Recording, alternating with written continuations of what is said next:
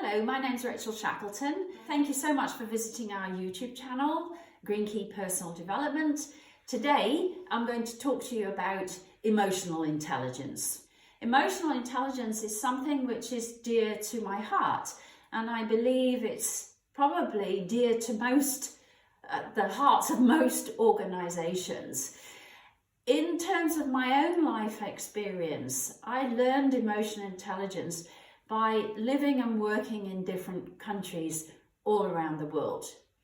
By doing this, it takes you out of your own comfort zone and it makes you learn how to interact with other people from other cultures rather than falling back on your own ways or your own thinking processes.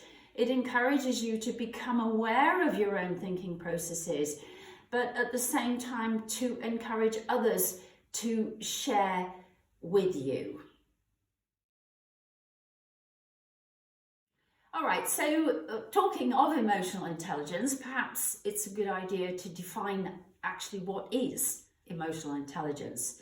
Emotional intelligence became famous, if we can use that word, because of Daniel Goleman, who took the foundation of an earlier model of Salovey and Mayer, and he defined emotional intelligence as having an awareness of your own feelings, recognizing those feelings in relation to what's going on around you, and using that to respond to your partners, your colleagues, your peers, your boss, with empathy, as well as to understand what's going on with them in terms of their feelings, thoughts, ideas at that time of interaction.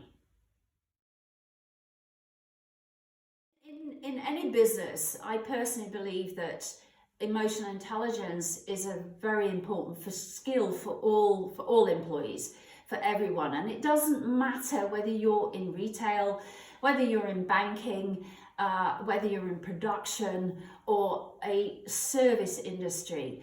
When your employees, when your team members have a good level of emotional intelligence, this is very attractive for your customers. It's very attractive for building customer loyalty, because we know that customers have a choice. And when they find themselves working with an organization whose emotional intelligence is not adequate, they have a choice. They can go somewhere else. And this is why emotional intelligence is so important for organizations to build their customer loyalty. So Daniel Goleman's model has 5 basic competencies under this umbrella of emotional intelligence. Self-awareness, being aware of how you feel in the interaction at the moment. Self-regulation, how you regulate yourself in response to that situation. Motivation, how motivated are you in any situation, any interaction. Social skills, how you communicate with others, and of course empathy. How do you respond to others when empathy is required? Do you recognize that, and do you have that necessary response? So how does this idea of emotional intelligence differ from intelligent quotient or the IQ? So IQ is more around the knowledge that you have. So you might go to university, for example, to study law. You might go to study virology or immunology or anything else for that matter. And this is really how IQ is measured, rather than EQ, which is all around how we communicate. In this short YouTube, I'm not going to go through each competence under this emotional intelligence umbrella. But if we look, for example, at self-awareness and self-regulation, how do these help you in the business environment? So self-awareness means that you are aware, one, of your own feelings of what is going on at any particular point in time in relation to communication or interaction with another person or group of people. Not only that, it also means that you read, you interpret, you are sensitive to what is happening for the other person or the other people. And this means that you're going to alter your response, you're going to self-regulate your response to respond appropriately in any situation, taking into consideration how the person might accept what you're about to say, how they may not want to accept what you're about to say, how it may make them feel, etc. Therefore, you self-regulate to help that information that you're going to share to be accepted by the other person and is sensitive enough for them to see that you are doing this for the right reasons, you're saying it in this way from your heart rather than simply responding.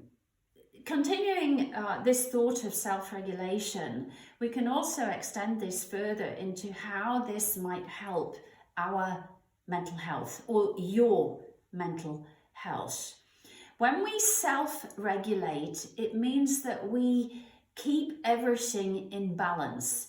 It means that we firstly recognize our desired response through self-awareness, and then we regulate how we think about what we want to say or how we want to respond. And then we bring in the logic behind that to actually regulate the emotional aspects of how we're thinking or how our thoughts are taking control of us. So through self-regulation, we're able to get our thoughts under control and then respond appropriately, rather than allowing that situation to pull us into emotional turmoil of circulating thoughts, which over time can affect our mental health. This is a big question, and it's not a question that I'm going to answer completely in this YouTube video. However, if we take what I believe is probably the most important element of this, is effective listening. When you develop your listening skills to the point where you can respond with empathy when needed, or you can respond from your head only when needed, through logic, through facts, etc. This means that you're able to shift your listening levels appropriately. So if you're having a factual conversation, you need to be on active listening level. And that means that there's an exchange of information, everybody's happy, emotions are not involved. The minute that emotions get involved, we need to shift, or you need to shift your listening level up to empathetic listening. In other words, you're listening to what is not being said, you're listening to body language, facial expressions, movements, eye contact or lack of eye contact, as well as the words that are being used by that person. And that then gives you the possibility to self-regulate and respond appropriately.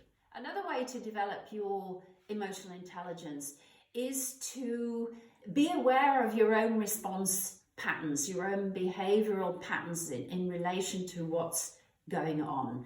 And that means that you develop your self-awareness.